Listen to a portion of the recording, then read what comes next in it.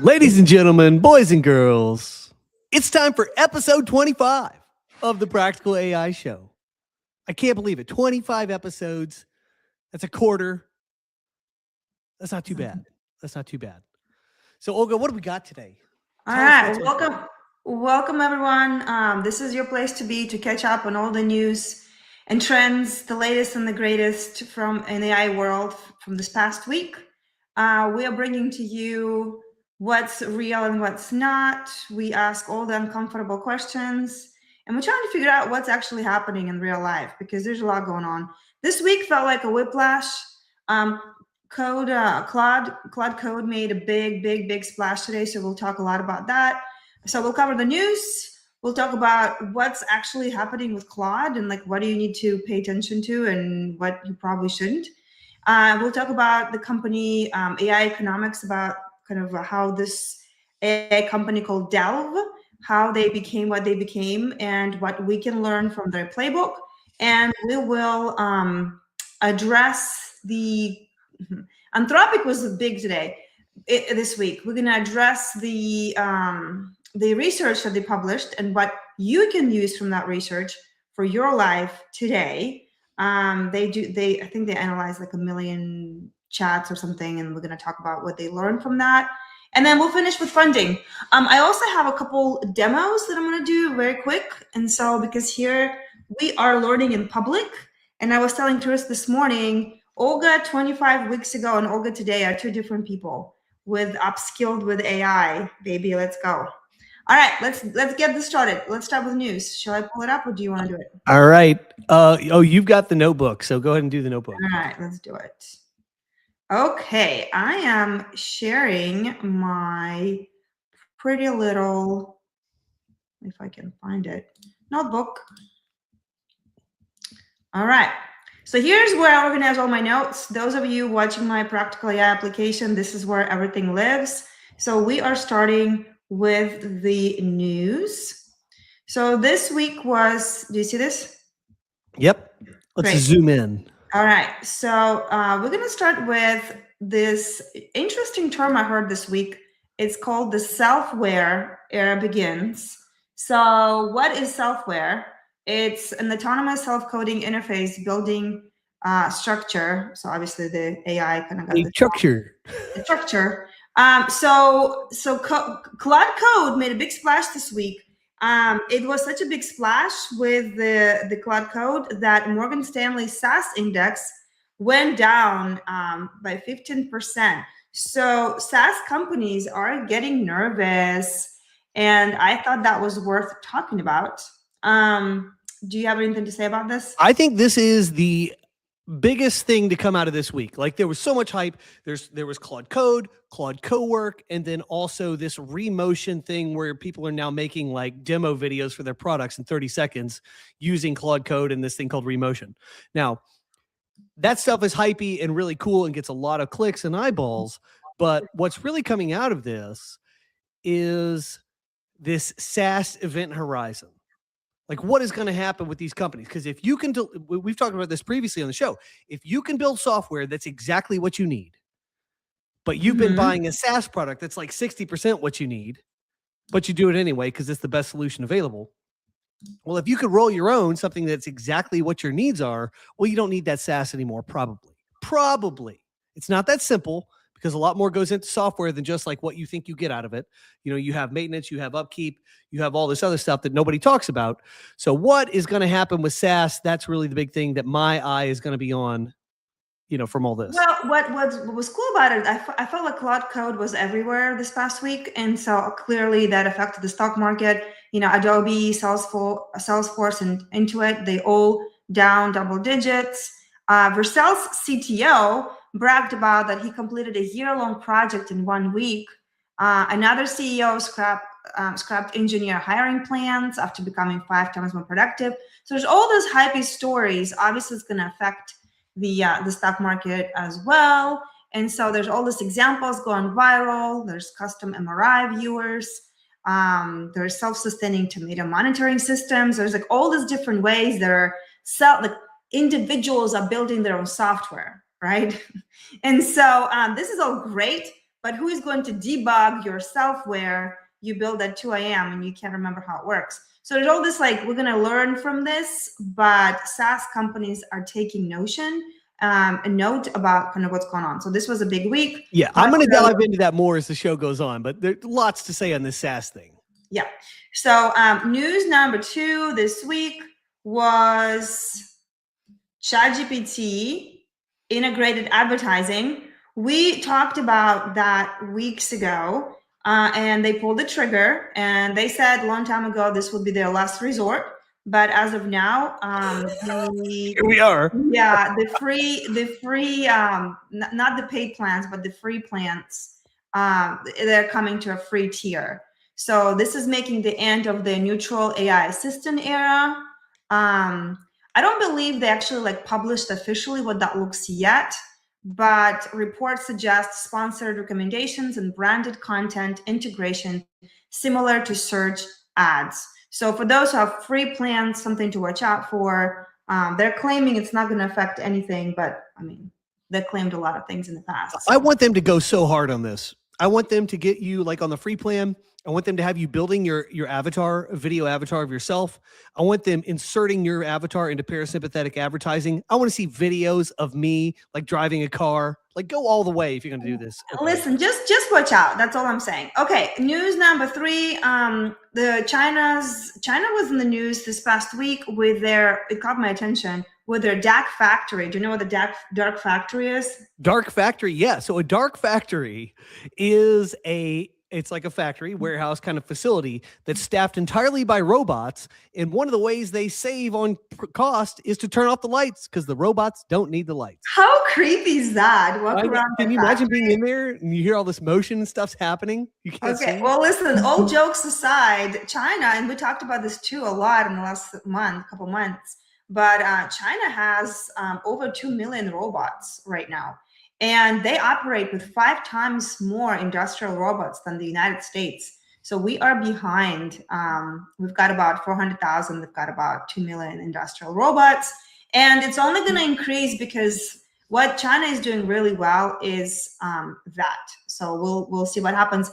And it's not because, honestly, like it's not because it's trying to save money. They're literally running out of labor, I guess, that will be working. And so they need to make this happen to continue making in China. So that was an interesting piece of news this week. Moving on for the Anthropic Economic Index. Anthropic Economic Index, massive performance difference. So what did Anthropic do? And we're going to talk about this in a little bit more detail later today. But they published the first economic index of 2026. They do this regularly. I think they do this every quarter. So that's nice to see like how things compare kind of quarter to quarter. But basically what they're noticing, the difference between power users and median users is becoming more and more significant, which, you know, there's no surprise there. This keeps coming up. OpenAI had a report that suggested the same thing. Theirs was 17x. Claude says 10x. Yeah. So I would recommend reading the full report, or at least load it up on your Claude and ask some questions about that, maybe summarize or do that. It's a pretty big report, and we'll talk about the biggest parts of that. So it will be interesting to see, like, establish your own baseline and see how you improve in the next 90 days. But there's a lot of data there that's really, really good. So well, if you're any example, ma'am, 90 days, you're going to be a totally different person. I mean, look at me now. I'm so amazing. You're a designer now. Yeah, there's no way I would do any of this even 90 days ago. All right, news number 5, custom expert modes for Claude. New skills repo allows users to build and share domain-specific expert workflows. So here's the deal. Skills is not a new item. Skills in Claude is an incredible feature. And, you know, I keep adding new skill every week.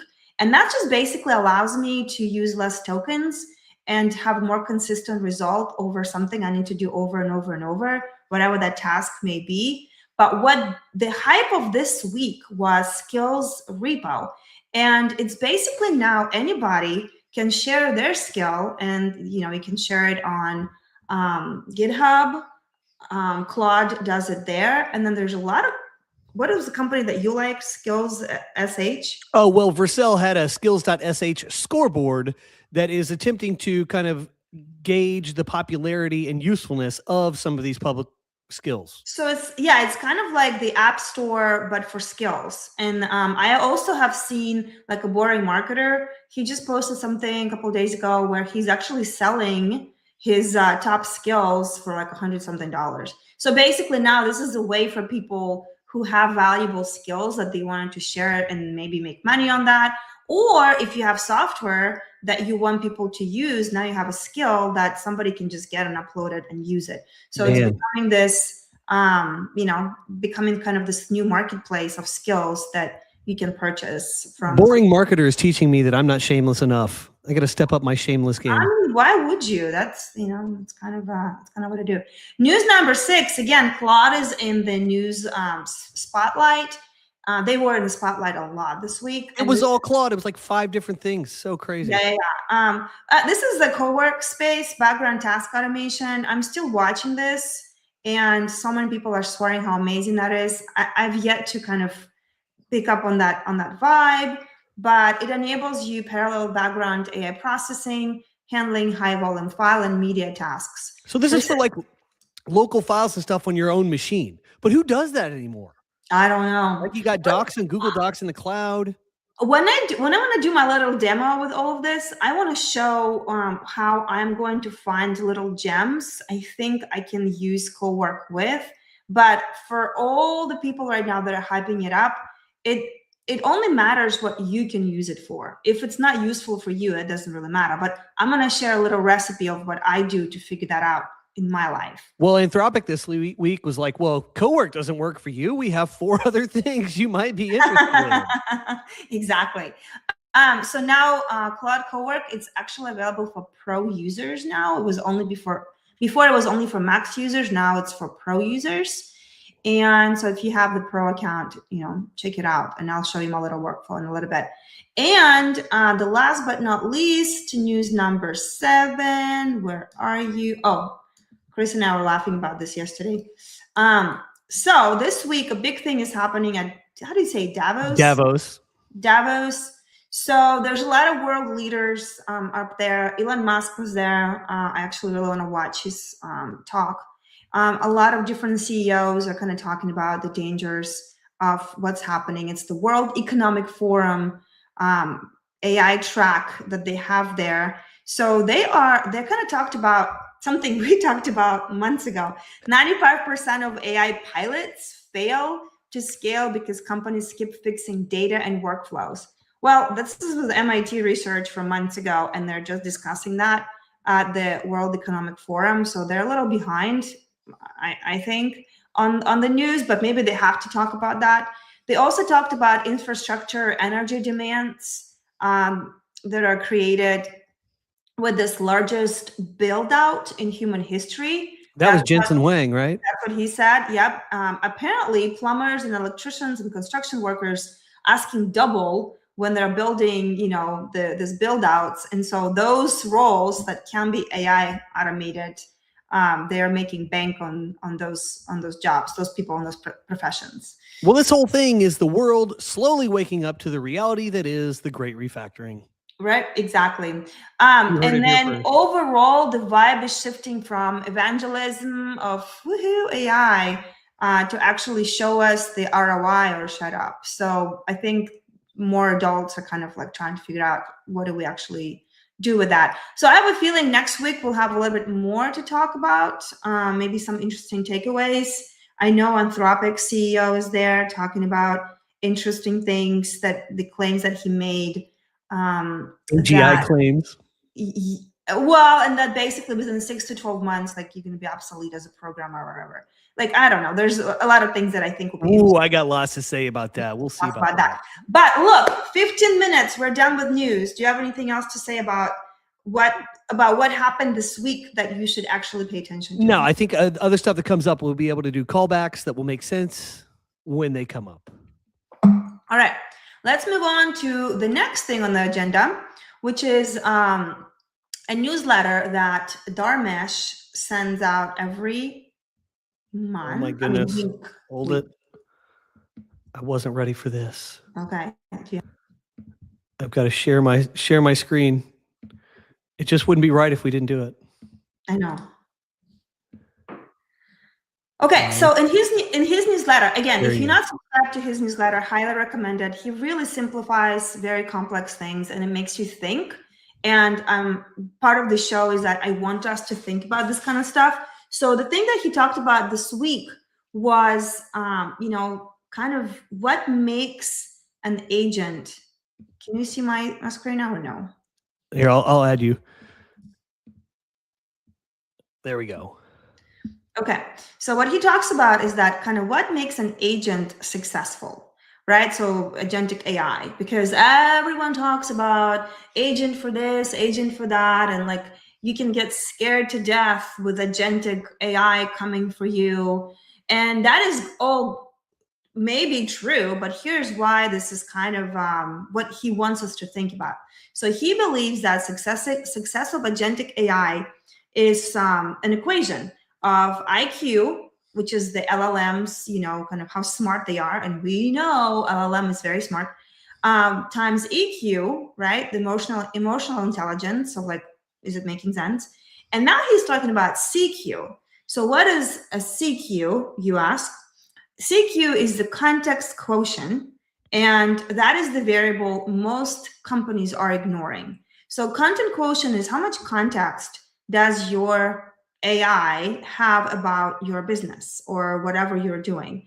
And in this case, it's a multiplier. It's not an addition. So if the CQ is at 0, if there's absolutely no context, then the total success is going to be a 0. And I think that's why most AI projects haven't been successful. I mean, one of the reasons is that we're trying to build these big workflows with not a lot of context, and then it ends up being a failure. So for example, you have agent B that has 150 IQ, pretty smart, plus it knows your business. And then you have agent A with 200 IQ plus genetic training on your business. You would want to pick the more dumb one who knows your business because it actually will provide more success because it has that context. So I just wanted to talk about this very simple thing because we will be talking about CQ a lot and what companies, I believe the companies that are successful, they figure it out, their CQ versus the other ones who are just trying to use, LLM for their IQ, they're going to be not as ahead as those that are using the CQ. Am I making sense? So absolutely. So I love this. And this touches on some stuff that we've kind of talked about before, and that's relevant in a much longer sense. This predates AI for sure. The weakness, if you go survey businesses anywhere, any business, the biggest weakness is in hardcore outlining of processes and procedures, expectations, company-wide thinking patterns, like establishing this hardcore robotic consistency across departments in different jobs, all these things. Nobody has their stuff documented to that extent. And there hasn't been enough pressure, because what you have in companies that are successful, you have good people in there who get it. And these people cover up these gaps in your information and they make it all work because they're able to connect the dots. They're good operators. With AI, you don't have that human sentience that's covering up your gaps. The gaps are exposed. You see, the AI fails because you didn't give it the right information up front. That is the context window. So AI is exposing this and making it a problem that we now must solve. Yeah. Really good humans have papered over the problems in the past. We no longer have the luxury of relying on that. So CQ is what is, now exposed. And my limited work on this stuff already has really shown this to be the truth. It is all about how well you outline and identify your processes, the context you provide, and the better you do that, AI can look like a genius or it can look like a goat. And well, basically, if you don't have context, it's kind of like you're renting an intern. When you have context, it's like you're building the expert. And the question that we want to talk about is, does this agent have access to our failures? And if it does, if it doesn't know why it failed, it will keep repeating it. So it's kind of like you try to explain it the same, it's like, over and over and over. And I think at some point you're just getting tired of it. And then sometimes you forget or whatever, and it just kind of, you have to pay for that. So I liked this image that what's the notebook LM made. You've got this amazing, powered GPT, whatever, for the latest model you have, but it doesn't have any context. So it acts like a genius idiot where, it just booked you a meeting with a blacklisted client and offered a 50% discount that was banned 3 years ago. So it's just gonna keep doing this stuff because it has no idea. So that's kind of I like that. I like that AI without context is just a genius idiot. So we got to help it to make sure it serves us. And so anything we keep in our heads, it has to be now out. Yes, it can't be trapped. So I love this. So there's this sort of meme that going around saying there's all these old engineers keeping these old systems together, like power systems, factories, stuff like this. And these guys are about to retire. And when they do, all this expertise is going to be gone with them. Right. Well, this AI situation we're facing is forcing us to have all this stuff, this expertise locked in these old guys' brains. It's forcing us to have that documented, or else the system's not going to work at all. Yeah, for sure. So anyway, you heard it from Dharmesh. CQ. Let's track this term because we're going to talk about that later down the road. And now you understand why IQ is not the only thing we should be paying attention to. Everybody can be smart with. Yeah, we'll be dropping CQ the rest of the show, so now you know. It's coming up, so now you know. We learned something. So moving on to our next piece of the news. Should we do the? Let's do the Claude. Let's do the Claude hype real quick. Just a quick rundown. We already have. We can just blast through that. Yeah.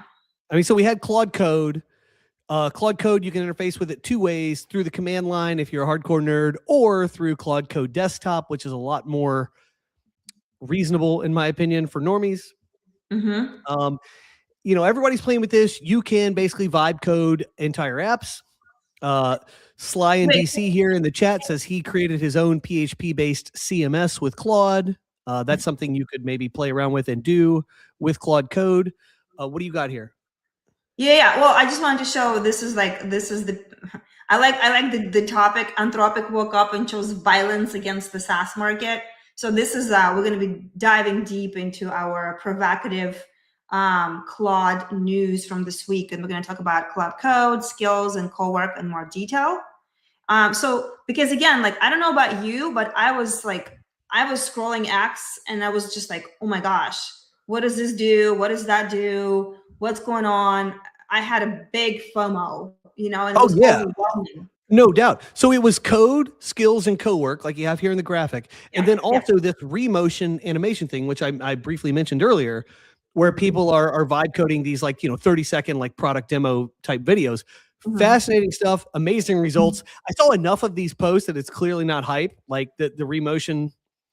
So people are saying motion designers completely out of business. Well, I think that might actually, kind of be true. Let's decode this madness. Okay. So you talked about Claude Code.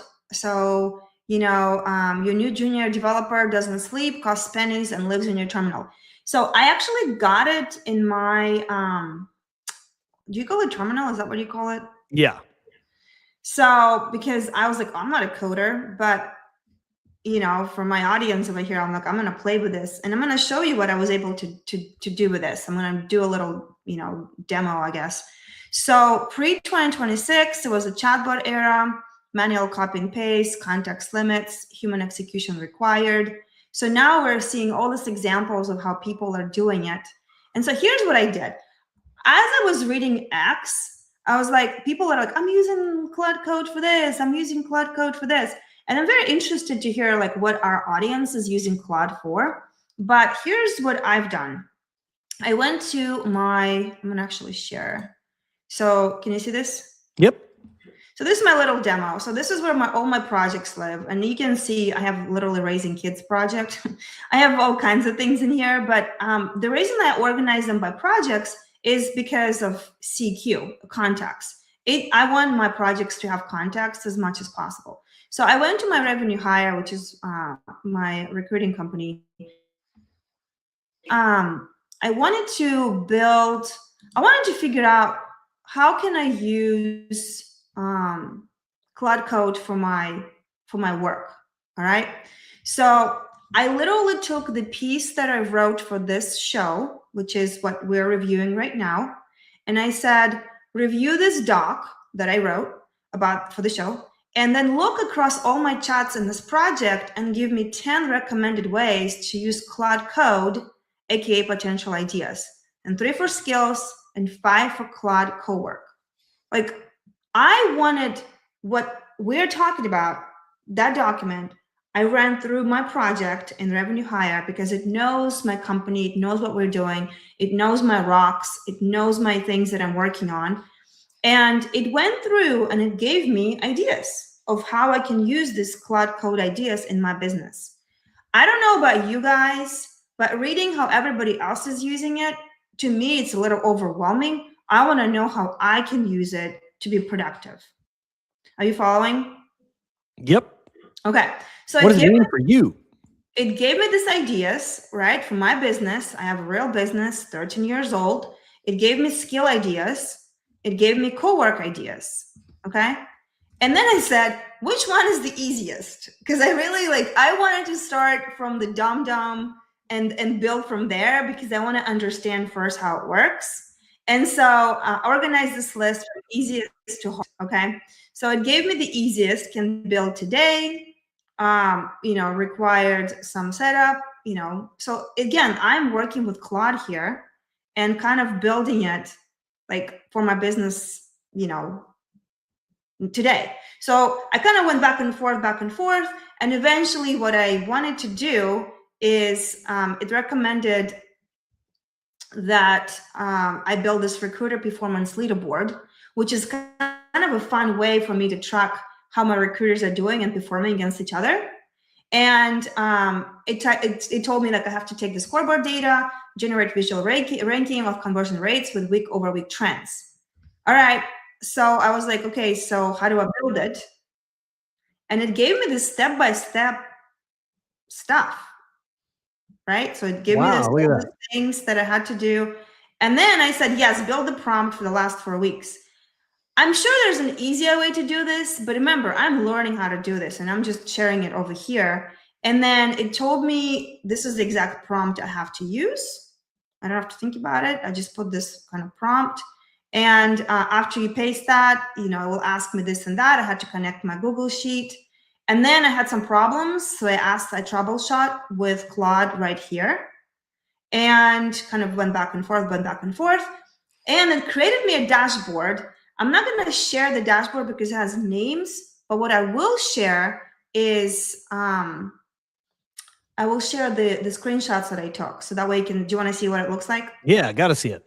Got me all hyped up for this. All right, hold on. So I need some payoff. Oh, before I do that, can you, this is, let me see. We're live here. Hold on. Remove. Jamie, pull that up. I can pull up the notebook in a separate window. No, I have to, I'm going to share a different tab. You just go to it. It should show in the toolbar. Share this tab instead. Okay, this is the one. So you see this one? Yep. So for those people who are like me, who are non-technical here, this is what Claude Code looks like. Okay. So I'm in the terminal. I go to code and I put this prompt in here that I showed you guys earlier.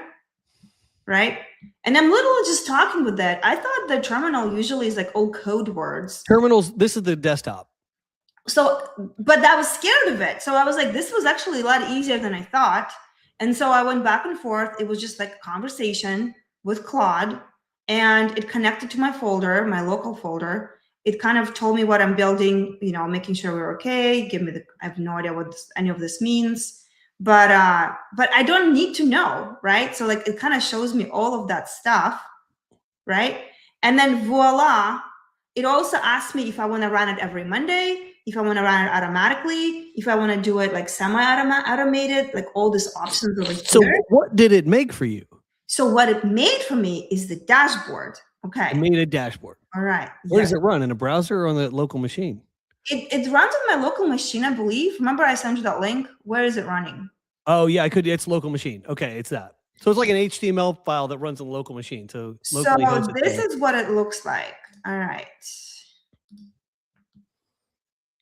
I haven't actually seen this. I know what the file is. Yeah. Let me see what the extension was. That'll tell me more about it. Yeah, it's an HTML file that runs locally. Okay. But so it's got like, JavaScript and stuff. It does things. Interesting. I like that localized HTML stuff for use. Okay. So can you see this? Not yet. You might have to add stage. There we go. Yes. Okay. So check this out. This is what it built for me. This is for my business. All right. So this is like all based on the last 4 weeks of data. It tells me like how each recruiter is performing, what's going on, what is good, what is not good. So for most of you, this is just a bunch of whatever nonsense. But for me, this is actually very meaningful because I can see the comparisons. I can see my business at a glance shot. And this is the first time I build the actual dashboard that I only dreamed about, because I was always told that you have to have some programmer to build you, all these things. And now like, this is just one part of the screen, because What's the source of the data? Is it like a Google Sheet? Yes, it's my scoreboard. It's my scoreboard where we try. Oh, so cool. Oh my God. And let me see. This is relevant, obviously, for a lot of people that operate with sheets and stuff. Can you see this one? Probably not. I wish I could share. You know what? Whatever. I'm just gonna share my thing. And it is what it is. But I want you guys to see what it actually quickly looks like. Yeah, here we go. Breaking down to show us the goods. Wow. I just have names there, so I didn't want to like show my names, but it's fine. Because I think what I did is actually was not as nobody knows what continent they're on. No, it's not that. It's a joke. It's a joke. Where is it? Okay, there we go. Yeah, so this is what it is. This is my leaderboard. Nice. That's what it looks like. So I was trying to like hide everything out, but it's not. So it showed me the analysis period. It showed me my goals that we're shooting for. It shows me who is in red, who is in green. With the download PDF function at the top. Yep, there's that. And then it just challenges me by recruiter what I need to do. So this is, again, for my business, for 5 minutes that I spent talking with Claude, this has given me a ton of information. Like, look, this last 4 weeks overall, like how things are going and where things are flowing. And to me, this is like coloring my business in a way I've never been able to see before this. And I'm gonna do this every week and see the trends and the tracks, and more importantly, my recruiters are gonna look at this and like a leaderboard and dashboard. So that's my little thing. But hold on, I got a question for you about this. Yeah. So we have talked about, and other people who run businesses, especially, let's say you start a business, but you're an entrepreneurial type, you're looking for an operator. Yeah. To run your business. And I look at this and I'm thinking, that operator might look a little different here in the not too distant future. Have you had any thoughts about that as you're looking at this dashboard and seeing like the recommendations for your people? Listen, feeling like there's something there. I was just very worried about, like, I was kind of scared because to me, code means technical. But I was able to talk to Claude as my helper, and remember, this is the easiest thing. Now there's more complex projects that are tied to my business that we'll be able to apply this for and maybe build different things.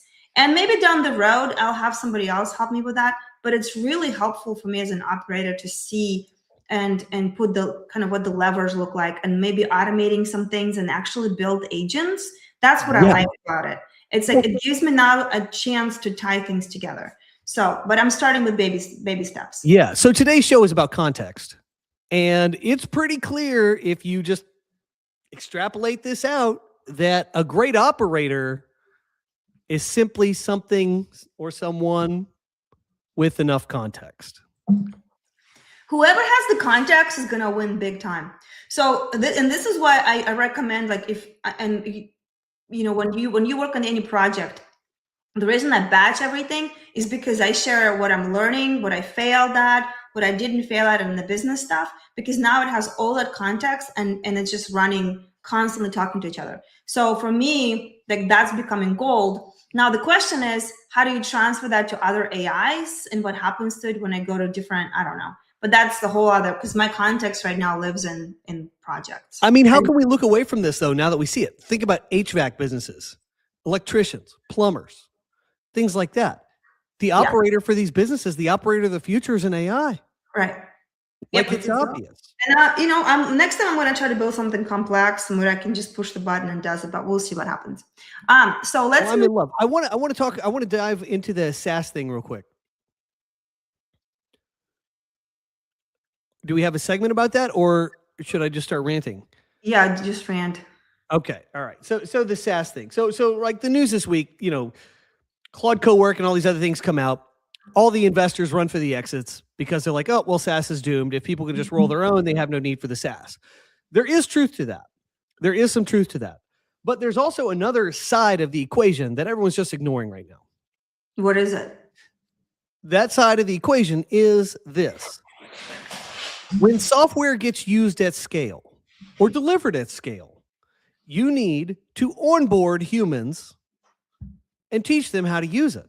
Yeah. If every software that's in use is rolled up as a unique snowflake and deployed, for just this instance, well, then there's no existing documentation. Every system then has to be independently, uniquely documented. That doesn't scale.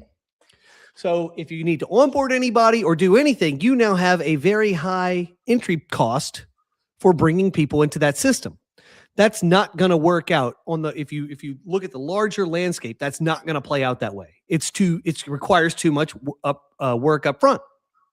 Whereas if you have more consistent and coordinated systems, you can have onboarding and documentation covered for everybody. You can have an AI do the training. So you can constantly bring new pieces into, you can shuffle new pieces into and out of that system seamlessly if you have all those things in place. But if you have these unique snowflakes everywhere, you can't do that.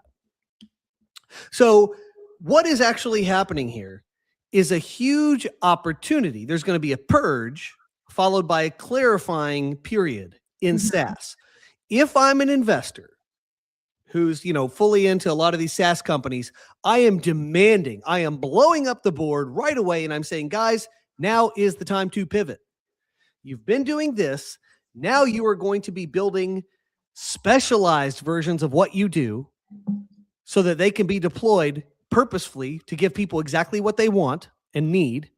And it can even be priced like that. You're going to figure out some dynamic pricing that actually fits the market. We are working on product market fit in a way we never have before because we can document these SaaSes. We can, solve this onboarding problem and the documentation problem in a way that we already have a head start. We're already providing this. Well, you don't even know this, but we're going to be talking about that today with the company we're showcasing. That's exactly what they've done. They pivoted from kind of more of a SaaS approach to now charging whatever they want to charge because they figured out how to use AI agents to solve the really big pain for their customers. All these companies are in the best position to pivot. And if they don't, it is curtains for them. Yeah. And it is curtains in a larger sense, like the SaaS market is going to contract a little bit, but the future of what is going to be possible with the ones that pivot, they're going to crush. Yeah. And I don't think this is understood right now. It's like SaaS isn't just dead. They're in the best position to deliver the software of the future that serves more idiosyncratic purposes and solves problems like in a best fit way. It's like so you buy your suits off the rack or you get tailored suits, and we are now providing tailored suits for everybody in a way that was not possible before. Yeah. Okay. So I love that. That's awesome. Let's kind of finish up the Claude stuff. So here, for all of us to make sense of what happened this week with Claude Code, Skills, and Cowork. So I like how it compared it to like Claude Code builds the house, skills teaches where you keep the silverware, and co-work cleans the toilet. And so it's kind of like, it's a very good, you need all of that. And so now when you are seeing all of those things, like kind of start thinking like, what can I use co-work for? What skills? Because some people are posting their skills for free. That Ralph, whatever. Yep. Ralph The Wiggum. thing, I believe that's a free skill. Like there's It's also already been obsoleted by an advance in Claude Code this week, which is super well, fun. there you go. I mean, I'm just saying, like, and even for Page Motor, there will be some skills that you will be publishing, right? Well, the skills repo is exactly what I've talked about. I think it was 2 weeks ago. I was like, I really need this. Well, here we are. So thank goodness. And then we talked about Selfware a lot. Everybody thinks they're a software engineer now. Yeah. And then you're gonna have the tech debt, unmaintainable code. Oh, I didn't even mention that about the documentation onboarding. Technical debt's the other side of that. Oh my God. Building bad software faster. We talked about AI slop for content. Well, what do you call? I guess this is a Selfware. This is the topic for slop software in a way, because can you imagine how much bad software is going to be built that people are like, well, I don't know what we're going to do with this. I mean, so Claude does the best job with something simple like HTML and CSS, like the basic website production. Claude delivers the best output right now. That is a relatively simple context window. It's complex, but it's also relatively simple compared to other things like building an entire piece of software that's idiosyncratic or whatever. Given that the widespread differences between the different AIs on something like that, if we're talking about really complex software, that gap's going to be way wider still. Like there's a lot of ground we have to cover there. We're like constantly with AI. It's like something happens and then we leap to this like extravagant conclusion. We go, I know, like, oh, now everybody's a coder, or now everybody's this. Yeah. Okay, well, are you prepared to deal with the consequences of this? I'm not. Right. It's all benefit, no cost. Yeah. Anyway, and the last piece over here is, do you build or buy? Don't cancel your subscriptions yet. This just kind of gives you, coders. I think Claude Code is still going to be, handling the boring parts for the coders. For non-coders, automating, using co-work, kind of helping with some files. Whoever has a lot of files to deal with, I don't know. That's kind of, think about that. But basically, all I'm saying is that this past week, there was a lot of noise and a lot of hype. And what really matters here is, again, what are you going to do about this in your business and in your life? Because everybody's going to try to convince you that SaaS is dead, this is dead, we're all cooked. That's another phrase I hear a lot. We're all going to be out of things to do. And I'm like, oh my gosh, this is so not true. But the reality of Selfware is not that you're just going to build the software for you. Every piece of Selfware that's actually worth a damn is an indication that a new product has potential in the marketplace. Yeah. That's what it is. These are going to become businesses. It's not just like this one doctor does an MRI reader. Well, I got news for you. There's a bunch of doctors who need to do some MRI reading. That's a business. Yeah. All right. What's your takeaway from this? Big takeaway. Well, the hype train's never going to stop. We got to be real. Stuff has to be used in the real world. That requires other stuff besides just producing it. I think you and I are on X a lot, and I just like everybody. I'm so happy I do this every week, so I can see like what's actually real, what's not. But the amount of hype out there and people, like, I was feeling very uneasy until I sat down and actually looked at everything. But it was just like, it's like, oh my gosh, the doom gloom is coming. This is it, and it's really, it's not. It's what are we gonna do with this? Let me just show this, just for the sake of, because not everybody's as terminally online as I am. I'm going to share this little tab real quick to show the remotion thing, because we don't really have a segment, but just to round it out. So the other thing that was Claude centric that made the rounds this week is this remotion.dev. Make videos programmatically. So you're creating, I mean, I don't know if there's a limit to how long the videos can be, but I saw clips from 10 seconds to 30 seconds. And you basically, tell it what you want, and then you can do some dynamic editing, and it'll crank out like a demo video for you Like here's an example one, a little dashboard, whatever.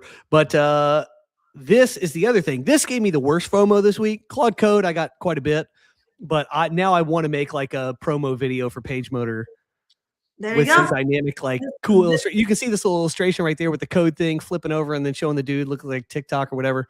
That stuff is really easy to do with this, and that's not easy to do if you're like actually doing it with Adobe Elements or anything like this. So this is compelling. This gave me FOMO. This is your homework for next week. So you gotta prepare. The video will judge you. So let's talk about Anthropic report. Okay, like I said, it's a pretty big report. We are not going to be going over everything because you can read yourself and kind of figure out the pieces that are important. But what I really wanted to focus on, just a couple of things that caught my attention. Okay, so first presentation. Again, this is my notebook. This is all it did. And so what happened this week is Anthropic released their report based on 1 million conversations over the last, I believe it's 3 months. So the evidence contradicts the cries, I guess. And AI isn't just upskilling, it's de-skilling people. So we'll talk about that. And it isn't solving the hardest problems, it's actually struggling with them. This is from Anthropic's report, you guys, okay? So again, this is why the hype is the hype, the reality is reality. So what's the economic reality? First thing, which was... Well, before we get into the economic reality, what do you think is the number one task on Claude? This caught me by surprise. Olga asked me this, I got it wrong. Yeah. What's the number one task on Claude? Well, there's that, ta-da. There it is, code debugging. So think about it. Top 10 tasks equal to about 24% of all usage of Claude, okay? Power law stuff. So pretty crazy. So the ringleader of all tasks is code debugging, 6% of all usage, modifying software to correct errors. There's not a lot of surprise here, right? Like, okay, makes sense. How good is this graphic? I love it. It's very. This is legit. I feel like I'm looking at a dossier. Yeah, exactly. We're the spies. So what do we really ask AI to do? So the ringleader is the code debugging. The coders, it's about 35% of all tasks are by the coders. So software generation, data analysis, and algorithm optimization. Okay, not a lot of surprise. But this is what really surprised me is the academics is about 15% of the tasks. So coursework, help and tutoring, lesson planning, and instructional material development. Okay, quick aside. I didn't see this in the notes for the show, but it did happen this week. Gemini announced 2 new initiatives in the educational realm. One is you can do practice SAT exams now. You just say, hey, Gemini, in the prompt bar, hey, I want to do a practice SAT exam. You can practice the English or reading or whatever in the math sections. Mm-hmm. That's amazing. And then the other one, they have a partnership with Khan Academy to do something, I guess, math related in the prompt bar. Mm-hmm. Interesting developments there. I think what we're going to see is a quickening pace of education shifting away from, this traditional style of like learning new stuff to actually like doing and implementing and using. And AI will be the medium that kind of connects those things for kids or for anyone else. Right. And then the other 3 skills that people use Claude for is the content drafting, copy editing, and email calendar management. So those are the tasks that are people doing. How many of this would you say you do? I would say like 99% coding and 1% copy stuff. Well, I am definitely data analysis for sure.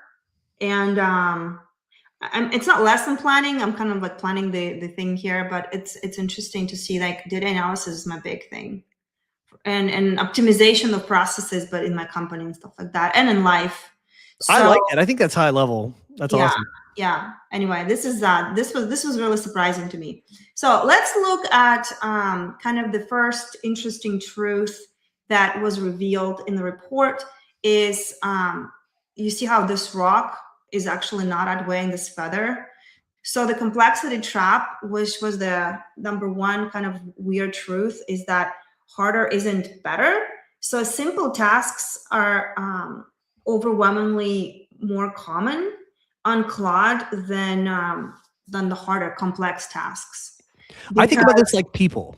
If you're going to give somebody you don't know, you want them to achieve something successfully, you're going to try to give them something simple to do or something difficult to do. Yeah. And furthermore, complex stuff requires better instructions, better context. And when you get into this, it's actually a very, very complicated game, because you realize that to do complex things, this points to that, that points to this points to this whole other suite of things you need to know to be able to apply. It becomes this like cavernous, intricate web of entanglements of stuff you need to know and understand and how it all fits together. It is very, very difficult to piece together enough context to do something complex. Well, we're going to get there, but it's right. serious. And then praise Claude that it's done the complex tasks. Is just so far the simple tasks like are getting the better success rate. I've gotten into the complex stuff a little bit, and I'm like, oh my God, I see what's going to be necessary here. This is no joke. We're talking about significant context. Well, and then it talks about that Claude gets tired too, longer tasks, slower reliability. So it's just kind of like the longer the conversation goes, the more it just kind of starts forgetting things. And so that's another like the I've been finding myself resetting chats constantly here recently. For sure. All right, let's move on. We all were thinking that Claude is going to be helping, the AI is going to be helping with upskilling. Well, this is another surprising revelation from this report, was that it's actually the era of de-skilling. So what exactly does that mean? So AI removes the high expertise parts of the job, 14.4 years education, and leaves us with the lower skill parts. So an example is with technical writers, for example, it's taken analysis and editing part away, and now you're just left with sketching and observation. So editors become illustrators, right? Then the travel agents, it takes away the itinerary planning, and now they just like literally have to print, move, like push things around. They become clerks, not the planners. Like AI took the planner job, but now is that fair though? Shouldn't an AI just be doing the clerical stuff? So and then the teacher grading and the research, that's being done by AI now. So now they're just the classroom managers. So now they're just the caregivers. We can finally admit it. I mean, but I thought that was interesting. Like, and I mean, what do you think about that? Like, is anything surprising to you about this? Well, no, I think this was definitely the writing on the wall. I mean, like you're a designer now, but you're not a designer. Well, we were just hoping that we're going to be doing this higher level, imagination. And yes. Well, I think we are. The amount of time I get freed up, I can do those things, but I am also freeing up my time because I want to do more of those things. But if you have a job where a lot of this higher level skills is automated, what are you left with? Just like pushing things, copying and pasting things so the AI can run processes for you? Well, we have this kind of romantic notion attached to educational attainment and experience. Mm-hmm. And yeah, those things have a correlation with better performance. There's no question about that. But they don't necessarily correlate with mastery. Mastery doesn't always emerge from like the people that did it the longest or had the most credentials or whatever. Mastery, like certain people, the cream rises to the top, and it's not always a sequential process. There'll be some young 12-year-old chess prodigy beating everybody. How much sense does that make? Well, that person's a master and the other people are not as good. And so it doesn't matter about this educational attainment or this seniority or this experience level. What matters is getting to mastery in the best way possible. With AI, we can do that at scale in a way that with humanity, it's just not, it doesn't pan out that way. I just feel like, okay, so I guess like we're gonna separate like business owners and like entrepreneurs and creators, like who are truly creating things, versus people that just have a job where AI is taking parts of their jobs. right? Like with teachers, for example, there's not a lot of freedom for them to do like what we can do in the business. So this will be interesting to see like fulfillment and other things, what would happen, because They have to shift to doing. de-skilling is I thought de-skilling was an interesting take on things versus upskilling. So this is a pressure, and pressure forces changes. So there will be changes, there will be adaptations. So right now it looks kind of grim, but I think pressure creates diamonds. It'll create something out of this. People don't want to be bored and cogs. We'll keep an eye, because every 3 months we're going to be looking at these reports and kind of keeping track. Now, this was very interesting. So the hyperspeed gap. So 50 years of change in 5. So AI is actually the full adoption, of AI is like 2 to 5 years, they saying. And the last one was electricity, I believe, that took about 50 years to truly adopt. Yeah, electricity, automobiles, all these other innovations in the past took like 50 years for society to fully adapt to, like adding the infrastructure, getting it all out there, and having all the systems around it to support it. Internet was something like a 10 to 15 year adoption, and AI is on a 2 to 5 year track, which is just a crazy acceleration. Yeah, we literally have not seen anything quite like this. Right. And US is converging at 10x speed while the world gets left behind. So AI amplifies existing advantages. And so we are like United States is light speed ahead in terms of actually leveraging AI in kind of what we do with this. And so the gap between those who know how to prompt and those who don't is widening every day. But what do you think about this geographically and kind of time-wise? For me, this was the hidden nugget of the whole report. This was the thing that told the biggest story. And that is that poor countries had a focus of usage on education and courseware. Rich countries had a focus on doing high value work and doing technology and personal use to like remove annoyances from daily life, to remove repetition. And when you do that, like that's clearly going to accelerate a gap between rich and poor, which has sort of been a societal trend anyway. And there's a lot of railing against it. You can't really stop these things once they're set in motion. And this is exacerbating that to a maximum degree. I mean, I don't want to throw too much shade, but like to be fiddling around with classical education and worrying about that is total folly now. We need to be learning how to use tools and level up as quickly as possible. It's just a different focus. It's definitely more about doing, for sure. Doing, what are you doing with that? Because information is available. I mean, it's just all there. I mean, it's good to know things, but like I see, like I'm a pretty knowledgeable guy. I'm like encyclopedic about a bunch of nonsense that doesn't really matter. I'm fun at parties, but that doesn't really scale. It's a novelty. I'm like a a museum piece at this point. What does it matter? Be much better to be conversant in all these new technologies and be really be able to mode switch and be adaptable and to be able to create different things in different arenas at a dizzying pace. So the takeaways from this report, read it for yourself, but those are the key points we're going to talk about. So what do you do with this? Audit your tasks. Use AI for the usual suspects, the tasks that we talked about. Trust no one. Stop assuming complex equals automated. Build human validation into every workflow. That is very important. And then defy de-skilling. If AI handles the cognitive work, you must double down on strategy and human connection, because that is where really I think AI is going to be our help, is not being the scarcity, oh, it's taking my job. It's freeing up my time to focus more on upskilling myself and be more strategic with my life. So that's kind of a huge thing that's going to an emergent thing within companies for the next couple of years is going to be the person or team, or even like maybe the entire executive board. Their main job is to sign off on the AI stuff and to ensure that it's doing it right. So it's like checking the work is now going to become a primary function. Yeah. All right. Before I move on. No, let's do a delve. Let's delve into delve.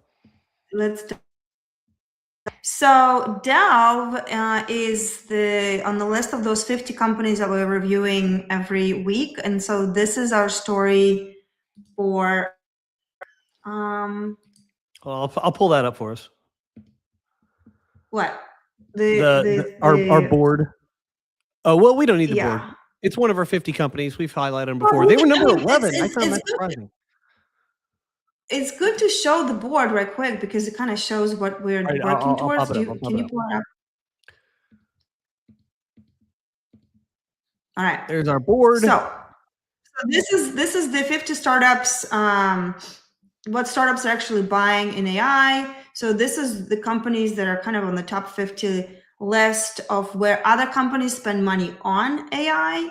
So obviously OpenAI, Anthropic, yada yada. We already talked a lot about those companies, and you can go back and look at those. So today we're diving into Delve. And Delve, what is Delve? So now it's my turn. Probably not what you think. It's not a video thing. It's not an image thing. No. It's literally Chris is going to be so happy about this. I know. So Delve, so picture this. You are a 21-year-old MIT sophomore building an AI medical scribe. Okay. So cool product. Doctors love it. Then you try to actually launch it and run face first into HIPAA compliance, your favorite regulation. 6 months later, you've burned $50,000, filled out approximately 1 million forms across email threads, Slack channels, shared Google Drives that nobody can find, and you still don't have your certification. So that's what happened to Karun Kaushik and Selin Kokalar in 2023. They're trying to build a healthcare AI tool. Instead, they discovered something way more valuable. Compliance is a $1 trillion industry running on duct tape and prayer. So they dropped out, pivoted completely, and built Delve, AI native compliance platform that uses specialized agents to automate the whole nightmare. January 2025, they came out of stealth with 3.3 million in seed funding, and 1 year later, 32 million Series A at $300 million valuation. 500 customers, profitable, growing revenue double every quarter. 2 kids who couldn't get HIPAA certified now certify everyone else. So crazy. So what people miss about compliance, it's completely standardized and completely broken. So there's all this like HIPAA, ISO certification, they're all documented frameworks, but the requirements are public. Everyone's doing the same stuff, collecting evidence, writing policies, managing vendor risk, preparing for audits, and it should be easy to automate. But the actual process is total chaos. I mean, I took my previous company through ISO certification process. It took us months, so much internal time, consultants coming in, you have to pay everybody money, and like you have to it's just a waste of everyone's time. So what if we just treat compliance like a software engineering problem? So that's what we're going to talk about today. That's the company, really boring, but fixes real pain. So they started with the medical scribe company. They scratched that, 0 certifications. They got the epiphany, right? And then they decided and they made the pivot, and boom, the Delve was born. So let's talk about that. So this is what it looks like right now, right? So every company that ever goes through any kind of compliance, they have to do all of this nightmare, folders, files. It's total chaos. Well, it touches a lot of their internals too, because you're asking different departments. I need some evidence from you guys. I need emails. I need screenshots. I need whatever. So, you're gathering stuff from a lot of different places. And if you've done this with humans, there's natural bottlenecks that occur there and some backlogs and all this other junk. Mm-hmm. So you're bothering people, you're gathering stuff, you've got to organize. There's a lot there, but it's all systematized in some way. Software could be doing this. That was the big insight.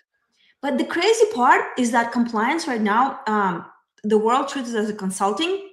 There's a lot of consultants, and I'm not throwing shit on consultants, but it's actually like this is a software engineering problem. So I think what they're doing right now with how fast they're growing and how fast they're like raising money and what they're actually solving, I think this whole compliance consulting is kind of on the edge of like what's going to happen to it, because big companies, why would you want to do 3 to 6 months time, spend 50,000 in fees, where instead you can have a super fast process that takes you 19 days to achieve certification that used to take 6 months. And it's bothering less people, so it's less interruption. Right. So the agentic AI does the work. They don't just talk. So here's what they do. They run daily infrastructure scans, checks code, pulls logs, no human nagging required. Then they write custom policies based on actual system behavior, which is what the certifications really want, not generic templates. And then they track third-party risk on certifications, and it's continuous monitoring. They literally solved all the pain points of those companies that compliance requires. And well, there's another aspect to this that's painful. If you're going through this and you do submissions, you don't always get greenlit. They'll come back and say, "Oh no, you need this, and this." And then you have to go and like redo the process and do all that, and you just do this monkey dance that you don't even know what's going to like pay out or not. So now you've got this solution, right? That they give you. It's a radical transparency. So the founders, here's how they started marketing this. They literally started talking about the raw pivot story. No PR polish. They got massive engagement on the painful problem. They hit the pain. They talked about 7 features that they shipped in 7 days. And they went from AI Copilot to true ISO support, which is candy for all those companies that are trying to get this done as soon as possible. And they used AI to sell their AI. So they would scrap the site, qualify the lead, personalize outreach. This was their sales process and how they got this done. So agents scrape sites to find compliance gaps. And then they got Fortune 500 logos in 7 days. That's unheard of. That's huge. Like that's Fortune 50 companies that they closed in 7 days. They got Whisper Flow. They got Lovable. Lovable unlocked, basically by doing what this, using this company is like Lovable and Whisper. They're unlocking Fortune 100, Fortune 500 customers, because those Fortune deals, they're bigger, but they also have to check a lot of boxes. So this company figured out how to help you check the box super fast. Well, you can see how this thing propagated now. So all these, startup culture in Silicon Valley, they know that certain types of businesses are going to have to go through these compliance things, which is a real strain on these startups. It sucks. Right. So if they say, you're going to do it this way now, it's a done deal.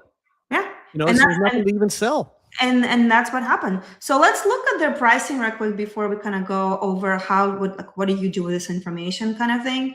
So can you pull up the Claude artifact, or do you want me to do it? Actually, I got it here. There's 2 of them. I'll do it. All right. I will do it. Okay. So here's what their sales look like. Sales are increasing. Yeah, you see it? Yep, looks great. All right. Well, this is their hockey stick. They are doing we're estimating between $10 and $15 million, and they're profitable since mid 2025. They're at 1,000 customers. I mean, they're growing like crazy, and the average deal size is between $12,000 and $20,000. Do you think these companies care about this? That they're going to spend $1,000? They literally can say, any price, and then they will get it, because they're actually solving real pain using this AI thing, which is, to me, that's why they probably valued so much. So Dell's customers collectively unlocked 2.3 billion, and now they can actually brag about it because they can actually see the success stories from their customers. They solved the problem. The customer paid $15,000. And then that helped the customer close a $2 million deal. So pricing becomes like, whatever, I'll sign the check. Bring me, if that means I'm getting $1 million deals, I'll pay whatever you guys want me to pay. So that's what it looks like. So their pricing is different than what we've talked about with wrappers, right? So with wrappers, you have to worry about AI and this and that. These guys are worrying about what? What do you think they're worried about? Just worrying about rolling compliance measures. Well, yeah, because I mean, they do use AI, but like they are literally, this is the pricing of like per outcome. You get this certification in 20 days, it costs you this much money. Yeah, I mean, clearly doesn't matter. Whatever inference is going to be small relative to this. And then they sell them on monthly updates, like staying compliant, basically, like whatever. There's probably going to be some metric we have in the future, probably not too distant future, something like your average inference cost versus your deal size. And if you hit some number there, then investors will be all over you because this is such an easy win. You know, that'd be a high margin business, and the other ones are going to be lower margin businesses. But these are such winning plays. If your inference costs are just a fraction of what your average deal size is, winning for days. Yeah. So this AI company, look at it compares to traditional compliance. So I thought that was interesting just to kind of see what it looks like, right? So customer success team size is very different. Human labor required, very high. AI agents do the work, right? And then they talk about what's the employee ratio for the customer. Look at their employee ratio. Look how efficient that is. Yeah, that's amazing. I mean, 30 customers for one employee, that's impressive. Well, compliance analysts needed. I love that. And then look at their costs. So this is, again, this is a service. I would call this like a service company, like the outcome-based service company, right? Where they provide the actual like result of some sort for B2B companies. So their biggest cost is engineers, AI researchers, and small support. They do have AI inference there, so they're using OpenAI, Anthropic, and Google. So, you know, not crazy. Of course, AWS is here. They're in every bed. They're collecting money everywhere. Their sales and marketing, you know, obviously they've got some of that because they're selling to enterprise customers, and they've got some of, you know, the other fees. But another amazing revenue model that I don't think we've seen this yet. No, not quite like this. Right. So for those of you at home, let's talk about the lessons. Anything on this before I move on? No, not really. It's just this is a fascinating difference. You know, this is probably the highest average deal size to inference cost business that we've looked at so far. I mean, if I were them, I would be raising prices very soon. So, I mean, yeah, I'm wondering why not. Like, if the average thing is 50,000 in 3 to 6 months, well, 50,000 in 19 days, who's not paying that? Well, and I think they're charging the monthly $1,250 or something, or $1,500, because it's like you get it's one thing to get it, and then the other thing is like you got to keep staying compliant. Right. Compliance is the big word, like scares people. So you want to make sure that you stay. Well, I assume let's say a Fortune 500 company comes to you. You've already got one, but another one comes to you. Well, the specific compliance requirements for them might be a little different because it's this type of business, so different rules apply. Yes, that's interesting on sales part, and I think they're probably selling right now to companies that want to sell to Fortune 500 companies. So like those are the like Lovables of the world, Whispers of the world. Like they're just high growth companies that need to be compliant with what Fortune 500 companies want, right? And so that's what I think that's their customer for now, is that the ones that want to sell to those bigger companies. Right. Clearly. Yeah. They want to make sure they have all their ducks in a row for that. Yeah, now, the aspect of this I don't like. I don't want software moving at a speed that papers over the nightmare of regulations and stuff like that and compliance all over the world, but especially here in America, because that stuff needs to be fixed. If we've got AIs dancing around these onerous regulations and stuff, we don't have any real incentive to change them.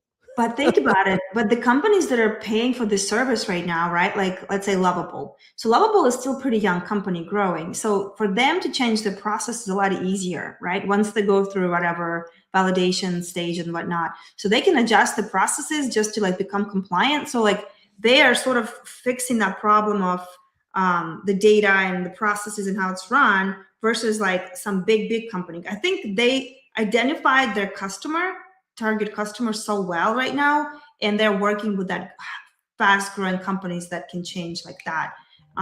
No question. Yeah.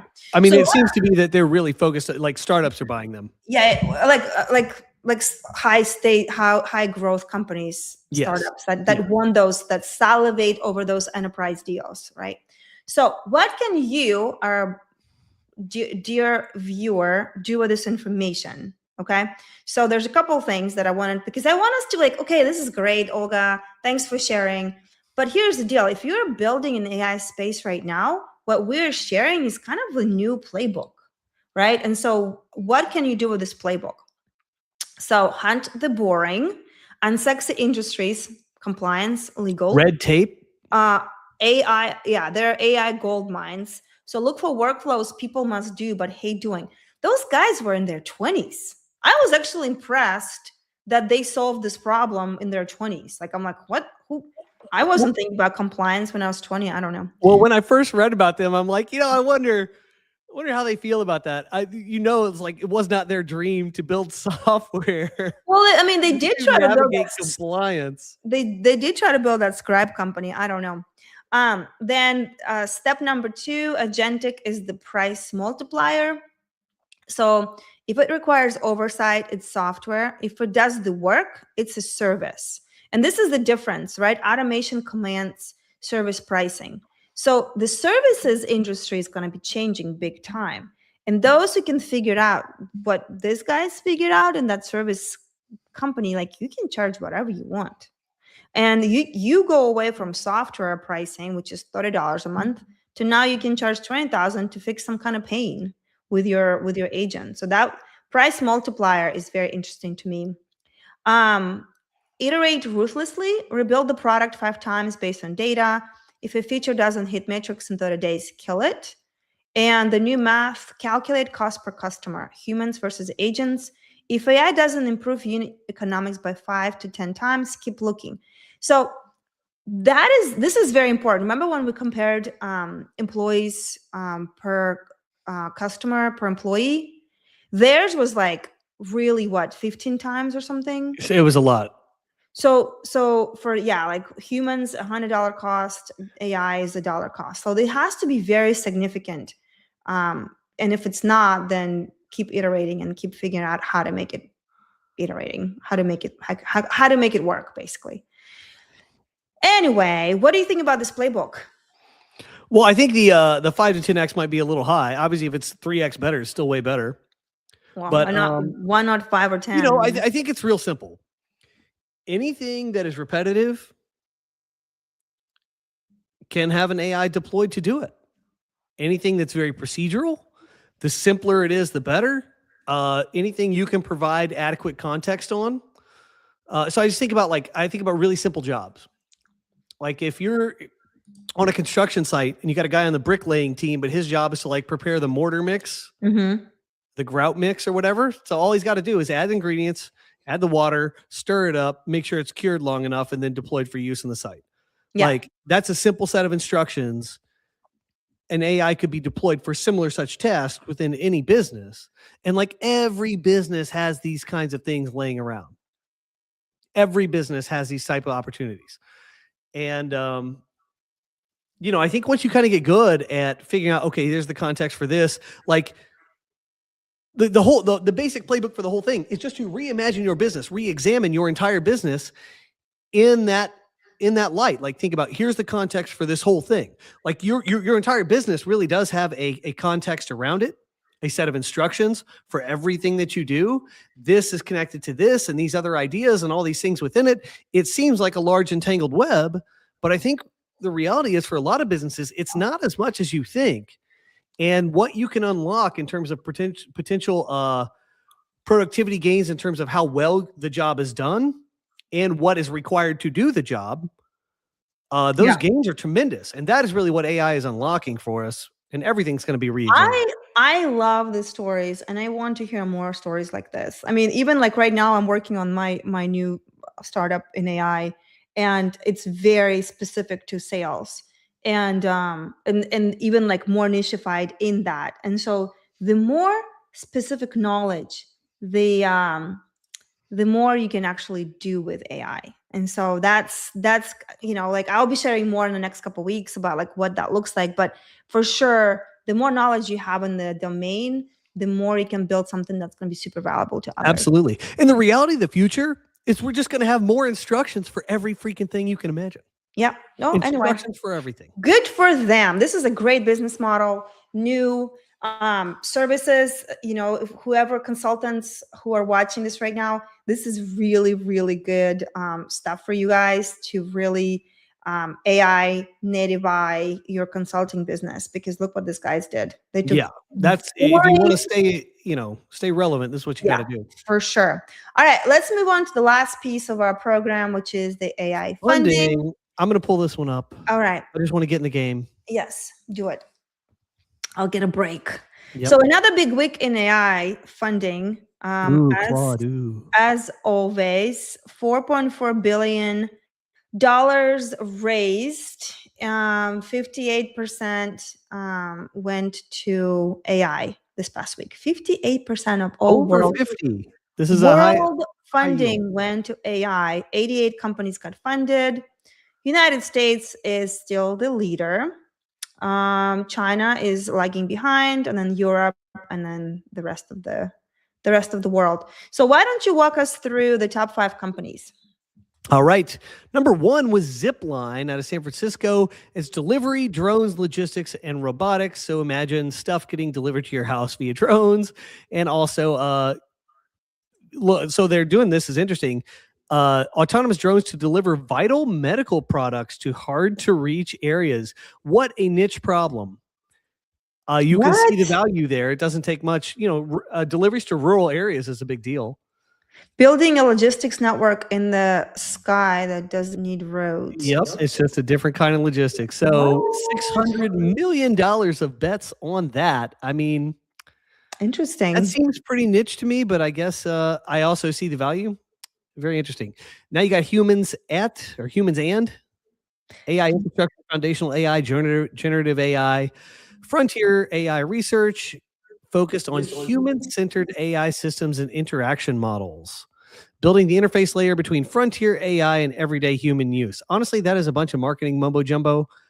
I don't really know what they're doing, but there's something to do with the instructional layer or the context layer between normal stuff that we do and AIs. That would make sense if it were that contextual layer, because this would kind of be the bridge to robotics. They're going to need all this stuff. Like, here's how you load a dishwasher. Here's what you do in the kitchen, this kind of thing, etc. I think if I remember correctly, humans and is okay, keep going, because I remember there was something interesting about them. So let me find this right quick, but keep going. We got ClickHouse. It's another one in Silicon Valley. Open source database system for real-time analytical reporting, analyzing billions of records happening in seconds instead of minutes or hours. That's obviously like a big biz play. Base 10, that is AI infrastructure. I think they've come up before. I feel like this is another round. Machine learning into business operations, tools to deploy, manage, and scale AI systems in production. Feels like the SAP of the future, this kind of thing. Open evidence, AI-powered search engine for clinicians to make evidence-based decisions. So this is another big play in the health and biosciences sort of space. Again, anything along these lines makes total sense to me. Clinicians make errors. Nurses make errors. Doctors make errors because they're in high-pressure environments with a lot going on. There's a lot of ability to make mistakes. Anytime that you can lower the mistake rate or up the diagnosis rate, this kind of thing in healthcare seems like a gigantic win and like a sort of like a must-have. So $250 million in that direction. I think there should probably be more. I think we're going to see a lot more as the next year unfolds. So hold on. So humans and is a bunch of other AI companies alumni. So like Grok, OpenAI, Anthropic. There's a bunch of people that used to work with those companies that come together and they build this companies, humans, and so they can. It's building the sustainable relationship between humans and AI. So we should have somebody on the show sometime this year who is deeply involved in Silicon Valley AI community, because the revolving door effect here is so real. If you were involved in one of these and were somebody like somebody of note, it'd be so easy to get $100 million in funding tomorrow. Yeah. It's I just mean, amazing. I bet it's so liquid. exactly. All right. Sorry, I had to add that part in there. So we got other AI stuff, 1.41 billion, healthcare 1.13 billion. That's a lot of money. Yeah. That's a lot of money. That's more than the rest of the world combined, I think, this week. Yep. Yes. And So the trends continue. The mega rounds, I believe, dominate still. AI infrastructure continues. Vertical AI is seeing strong momentum. So healthcare, and I'm sure the Claude and OpenAI's recent development in all the HIPAA compliance and all that stuff is it's happening. Things are moving. all right. Well, listen, this is it for the show, but I wanted to see what is your big takeaway from today that we need to mention. My big takeaway is thinking about the pivot. I'm going to be watching SaaS companies to see who's actually pivoting. So what I want to see in particular from these companies is, let's say, I'm trying to think of a good example here. Well, let's say you have a SaaS company that operates in some realm and they charge like $200 a month for whatever it is. Well, that the likelihood that most of their customers are using all their features is very low. Like, it's not a best fit solution. It's just the best we have. So this is what you get.